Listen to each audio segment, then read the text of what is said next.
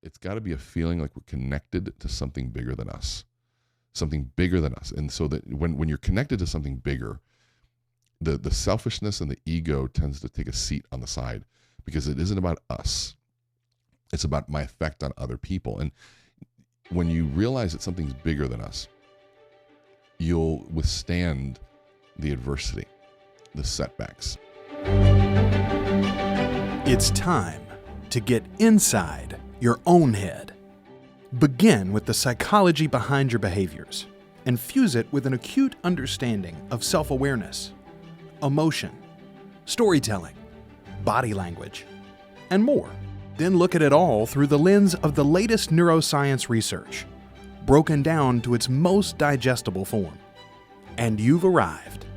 Enhanced messaging, deeper connection, heightened influence, and a greater impact on the world. Welcome to the neuro side of influence and leadership with Rene Rodriguez. Hey, welcome back to today's podcast. And today we're going to talk about a concept that I think that we hear a lot about, and probably most of us have heard the words, things like purpose and why we do something. But I want to give you a different view of it and maybe some additional things to think about. And I also want to urge you to, when you hear people talk about purpose, even myself included, this isn't the end-all be-all opinion, okay? This is designed to be a conversation that goes on for the rest of your life. This is designed to be something that happens weekly, if not daily, if you can, about am I on purpose and what is my purpose? What am I supposed to do with this and why am I existing? These are all good questions, because here's the reality. What I've come to learn is that whether or not you ask the question doesn't matter, because you will at some point. And the older you get in life, the more those questions begin to matter. And if, for God forbid, you find yourself facing some sort of life-threatening illness, or you find yourself in a very compromised situation, those are the questions that rise to the surface. And so I've always learned, and I learned this when I was 18, maybe I was 20 years old when I first read Tuesdays with Morrie. Great book if you haven't read it, but it talks to you about the questions and the things that people face when they're in hospice. And when you're in hospice, you're realizing, okay, my life is going to end. It is a reality. And the wisdom that comes up there when you remove all the superficial stuff, the wisdom that comes from those moments, I think are the most valuable ones. You hear people that know they're dying from cancer, they give their final speech, and I forget the guy's name, but he gave his final lecture. And God, it was so moving and so wise, but it makes you rethink and reconsider everything that we do. And so I want you to think about this concept of spark versus purpose, okay? And I'm labeling that myself. This isn't something you'll find anywhere. That's just what I call it. There are things that spark you to get started, things that really move you to go. And sometimes those sparks are negative, like somebody telling you you can't do something. You hear LeBron James, when the haters talk, he always gets on and goes, you keep telling me how I can't do it. You keep telling us how we're not going to do it, and that's only going to spark us to even, or move us to even bigger heights. I think spark's okay in the short term. I've got things that spark me. Being an underdog, or somebody not believing in something, or people questioning. There's all sorts of sort of chips on our shoulders, if you will, that can spark us to move towards something. But what I've also come to learn is that long term, the spark wears you out. The spark typically isn't something that rejuvenates energy. It usually is something that drives us in short bursts to do things, but it isn't fulfilling. Proving somebody wrong isn't a fulfilling method to find purpose. It might push you over the edge, get out of bed and do something big, but it's not going to fulfill you. You have to transition your spark over to purpose. And sometimes the spark is what gets us started, but purpose is what keeps us going. And so think about the difference. And I guess what I want you to think about is that having a spark isn't bad. So in fact, I tell people, I said, if you're not motivated, what are some of the things that piss you off? What are the things that maybe you want to prove wrong? What are the things that might light that fire under your butt and get you moving, and that spark to get things started? And sometimes we just need that. Somebody just need that to get us pushed, but we got to move over to purpose. And so that's kind of what I want to talk about, is one, identifying your spark, but also how do we move over to something a lot bigger and a lot more lasting, and something that I think rejuvenates us and gives us more energy and allows us to go further and longer and live a happier life. So what is this purpose? I think there's three things involved when we're talking about purpose. One, it's got to be a feeling like we're connected to something bigger than us, something bigger than us. And so that when you're connected to something bigger, the selfishness and the ego tends to take a seat on the side, because it isn't about us. It's about my effect on other people. And when you realize that something's bigger than us, you'll withstand the adversity, the setbacks, because it isn't about these small moments. I have to do it for something else. And maybe it's your kids. Maybe it's for people that have been through an experience like you have. Maybe it's for those that depend on you, right? Maybe if you're running a big team, the families that depend on you doing that. Like for me, I know for a fact, people depend on me doing things, which is what drives me to do things that a lot of people, quite frankly, aren't willing to do. And I've got some sparks involved in that as well. Proving that this book that we wrote is worthy, that the concepts within it are worthy, and all those things drive me. But the second part is, it's also, we have to know that our work matters. Knowing that our work matters, it helps us know that what we do has an impact, which goes right into the third, is understanding how our work affects other people. When we can see the effects on other people, we see that it matters. And then we see that it's it's not just about us. It's something bigger than us. It's that end user, the end purpose, the end recipient of the value. And when we see the impact and what it does to their lives, to their families, to their work, to their communities, now we go, okay, so this is so much bigger than me. That is purpose. Now, here's what's cool about purpose. There's a lot of ways to get there, I think. And purpose is also something that you can choose. You can actually choose it. I'm choosing this purpose. Your why sometimes is something that is driven and created, that the driver behind the mission is something that is tied to something big. But your purpose, you can choose it. You can find purpose in anything you do. You don't have to be on a grand stage. You don't have to be a celebrity or well-known or have, tens of thousands of followers to have purpose. You can find purpose in anything. So that piece, I think, is critical. When you realize that what I'm doing matters, it's bigger than me, and I can see its effect on other people. And so the way that we get to it, ours, one way to do that is sort of a reverse engineering, if you will.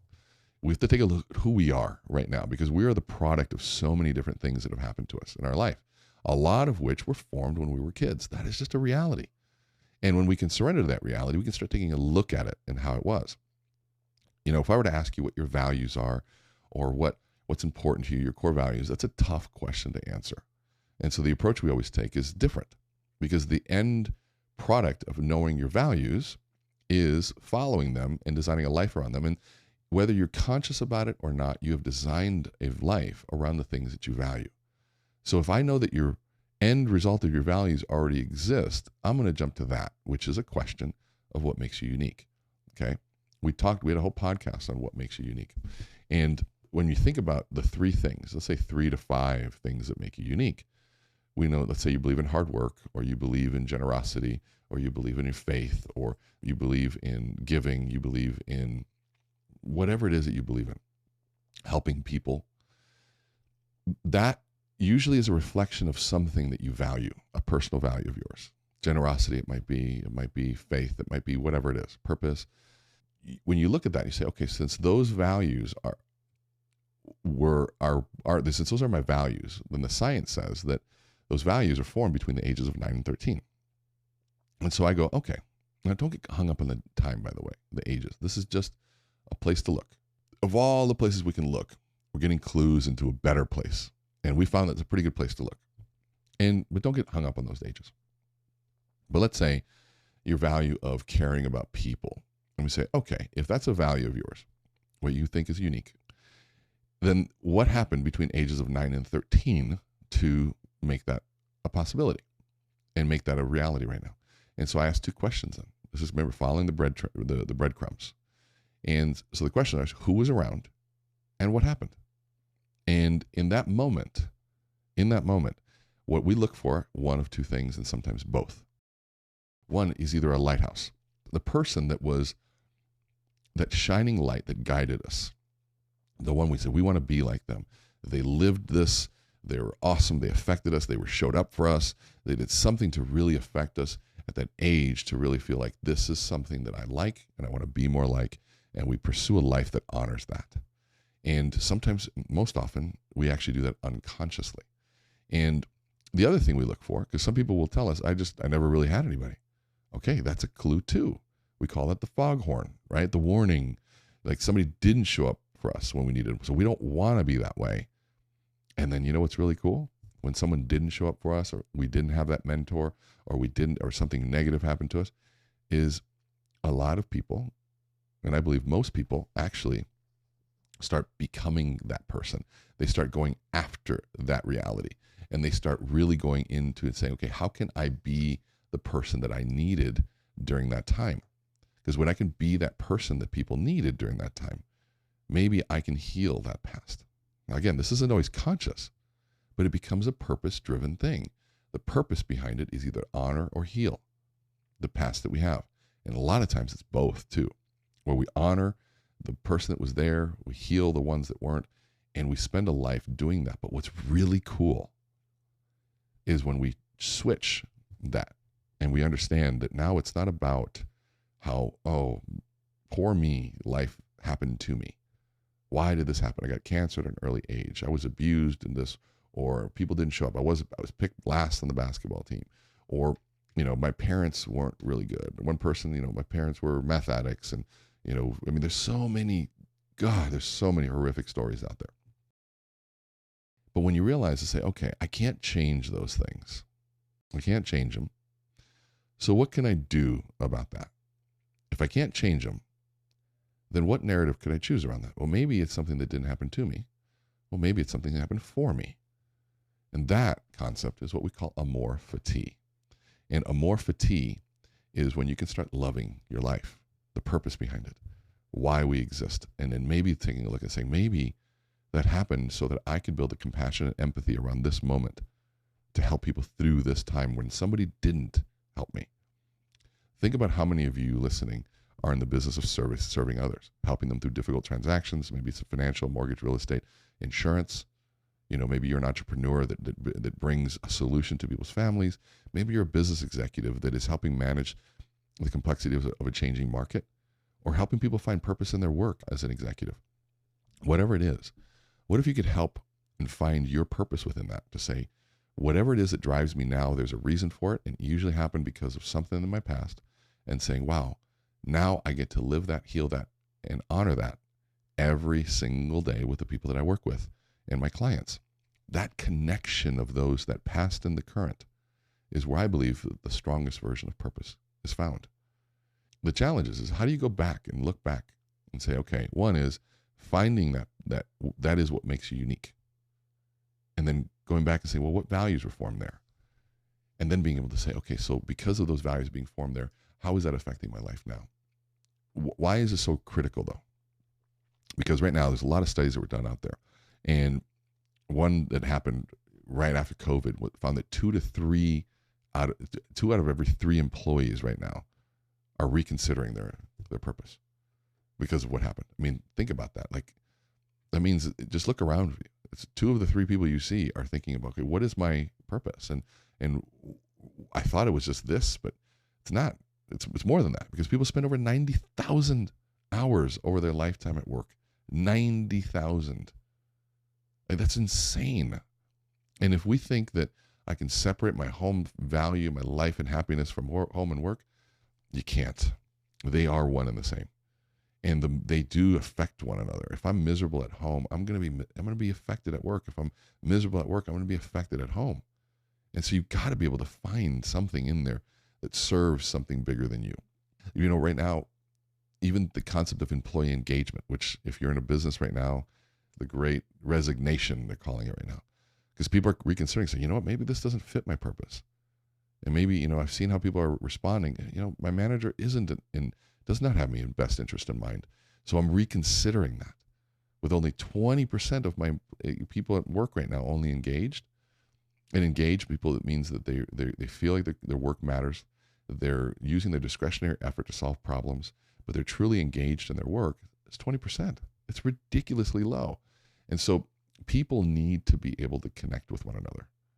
They have to. That is part of the whole purpose at work. And if you're still running a virtual organization, then you need to do whatever you have to get people reconnected. Yes, it might be efficient. Yes, it might save money to be virtual, but you got to get people back together somehow. That doesn't mean that we will lose sight of it. We're still going to have virtual meetings and Zoom and all that stuff, but you got to start creating those connections so people can be connected at work. And when they're connected at work, it makes us more connected to the things we do and to be able to help our customers. And so there are a lot of benefits to it, though. One of them is it increases employee engagement, and they say increases motivation by 55%, loyalty by 42%, and pride in their work by up to 32%. So when you have more meaning. So having meaning at work, those are critical metrics. And so also it boosts retention. People don't want to leave people they feel connected to. And that retention is about my connection to my manager, the people that I work for and that I work with. And if I can do that, guess what? I won't be absent as often. So even absenteeism goes down. So when you think about absenteeism and you're still paying somebody to come to work and they're not offering value, or even if they don't get paid for that, they're still not there driving the business forward. These are expensive metrics. And overall, increases right now, some people say up to 22% of employee productivity. Just by being more engaged and having a purpose at work. And so not having it can lead to burnout, losing people, and all sorts of other things. But I think the hardest one, don't worry about other people right now. I want you to think about you. Because if you can find your purpose, it doesn't matter if my boss or my manager is in line or not in line, or if, if I can find my purpose, then I can much clearer work on it and help others find it too. Because we know if you aren't working on your purpose, it can be painful internally. Very, very, very, very painful. And if you've ever done something that's against your own personal values, you know that feeling of sort of looking at yourself in the mirror and going, just knowing that it's just not right. It begins to just start to eat away at you on the inside, knowing that something isn't right. It's out of alignment. And the scary part is when you start feeling that, you have two choices to remedy it. Two. One, you change your behavior and align with your values. And people say, well, just change your behavior. I said, well, sometimes it's not always that easy. Sometimes there's consequences to that change. It means I got to change my job and I won't have money. And what if I don't have money? Well, that's a big deal. Sometimes I got to change relationships and the fallout and the unraveling and everything, the dismantling of that institution, of a relationship, especially if you're married and have kids, or if a job that you're dependent upon, or maybe it's a career. But think about how much that matters. So changing what you do, or second one is changing what you believe. And that's a tough one, because sometimes we lie to ourselves to justify what it is that we're doing. And that can be just as detrimental, because at some point it's going to come back to you. It's going to haunt you. And so I want you to take this. We're going to be expanding about these. I think this is a subject that needs more attention. But just think about it from this perspective. A spark versus purpose. Identifying your sparks, the things that light you up and get you started, but also connect them to your purpose. Something that is bigger than you, something that feels meaningful, and something that you can see the effect on other people. And then to find it, what makes you unique, and trace that back, those words, those descriptors, from your personal values from an early age, to either find the lighthouse or the foghorn. And then, if you really want to amplify it, learn how to tell the story of what happened before you tell them the value or what makes you unique. I remember as a kid, I remember this way. My grandfather used to always do X, Y, and Z. My mother was she was a nurse, and how she would treat people. And then now as I find myself, and then you transition that story into the current, you start realizing how you connect with people deeper, and you stand out from the crowd. This world is evolving, and you and your messaging needs to evolve with it. And the good news is it's evolving what I believe to be something that needs to be more authentic and real. Yes, there are a lot of people out there with the fake accounts and the facades on social media, but it doesn't mean you have to be. I urge you to find your story, connect with the purpose and the spark to whatever it is that gets you moving in the world. Learn how to tell those stories from when you were a kid, so that you can find personally that purpose and work in what it is you do. When you can wake up and say, this is why I do this, for this reason, and it matters, it's bigger than me, and I can see its effect on the world, I think you'll find you'll be a lot happier, more productive, and a better leader overall. And at home, you'll be a lot more delightful. So that's it for this week. Please stay tuned for next. And our book is out. So please, if you're watching this, you can see it. We've got it. It's awesome. Amplify Your Influence. Go to Amazon. If you want more than 20 books, reach out to us, send us an email, and we can help you with that as well. I want to thank you for tuning in this week. And again, we'll see you next week.